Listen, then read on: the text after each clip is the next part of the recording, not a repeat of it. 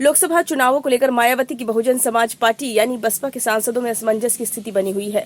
उत्तर प्रदेश में बहुजन समाज पार्टी फिलहाल अभी तक किसी गठबंधन में शामिल नहीं हुई है। इससे प्रतीत होता है कि वह स्वतंत्र रूप से अकेले लोकसभा के चुनाव मैदान में उतरेगी। एक अंग्रेजी अखबार द्वारा पेश की गई रिपोर्ट में कहा गया है कि मायावती की पार्टी के कई सांसद दूसरी पार्टियों के संपर्क में है। 2019 में लोकसभा चुनावों में बसपा ने उत्तर प्रदेश में 10 सीटों पर जीत का परचम लहराया था। सूबे में भारतीय जनता पार्टी के बाद बसपा दूसरी सबसे बड़ी पार्टी थी। समाजवादी पार्टी ने गाजीपुर से अफजाल अंसारी को प्रत्याशी घोषित कर दिया है। अफजाल अंसारी 2019 में बहुजन समाज पार्टी के टिकट पर लोकसभा चुनाव जीते थे। अमरोहा से सांसद दानिश अली को पार्टी ने पहले ही निलंबित कर दिया था। माना जा रहा है कि वो कांग्रेस में शामिल हो सकते हैं। दानिश अली राहुल गांधी की भारत जोड़ो न्याय यात्रा के दौरान मणिपुर में भी मौजूद थे। समाजवादी पार्टी ने कांग्रेस के साथ जो सीट शेयरिंग का फॉर्मूला साझा किया, उसके मुताबिक अमरोहा के कांग्रेस लोकसभा चुनाव लड़ सकती है।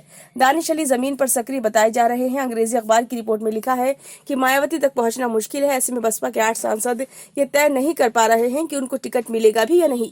सूत्रों ने अखबार को बताया कि इन सांसदों से बसपा ने अब तक चुनावी तैयारियों के संबंध में कोई संपर्क नहीं किया है। बसपा के सांसद समाजवादी पार्टी, भारतीय जनता पार्टी और कांग्रेस में अपना भविष्य तलाश रहे हैं। इस बारे में पूछे जाने पर पार्टी के सेंट्रल कोऑर्डिनेटर रायजी गौतम ने टिप्पणी करने से इनकार कर दिया है। बसपा के एक सांसद ने कहा है कि मैं संगठन की बैठक में भी नहीं बुलाया जाता हूं, तो मुझे दूसरे विकल्पों को देखना होगा। जौनपुर से बसपा सांसद श्याम सिंह यादव दिसंबर 2022 में राहुल गांधी की भारत जोड़ो यात्रा में शामिल हुए थे। यद्यपि बाद में वे यादव ने कहा कि वे निजी हैसियत से यात्रा में शामिल हुए थे। सूत्रों के हवाले से बताया जा रहा है कि बसपा का कम से कम एक सांसद राष्ट्रीय लोकदल के संपर्क में है। पश्चिमी उत्तर प्रदेश से एक और बसपा सांसद भाजपा के संपर्क में है। एक और सांसद के सहयोगियों ने बताया है कि वो भाजपा की ओर से पुष्टि का इंतजार कर रहे हैं। सहयोगियों ने बताया कि अगर बसपा और भाजपा दोनों ने टिकट नहीं दिया तो ये निर्दलीय चुनाव लड़ेंगे। लालगंज लोकसभा सीट बसपा सांसद संगीता आजाद के पति से जब इस बारे में पूछा गया तो वो बोले कि बहन जी के नियम और सिद्धांत हैं, वो उसी के अनुसार काम करती हैं। गौरतलब है कि पिछले वर्ष संगीता आजाद अपने पति के साथ पीएम नरेंद्र मोदी से मिली थी। अंबेडकर नगर से सांसद रितेश पांडे ने कहा, अभी तो मैं जहां हूं वहीं हूं, मैं अपने नेता के आदेश का इंतजार कर रहा हूं।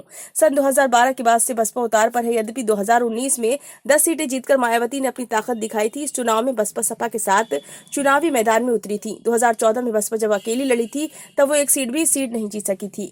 2019 लोकसभा चुनाव के बाद बसपा ने सपा से अपनी राहें अलग कर ली थी और 2022 विधानसभा चुनावों में अकेले मैदान में थी। इस चुनाव में बसपा सिर्फ एक सीट पर जीत सकी थी।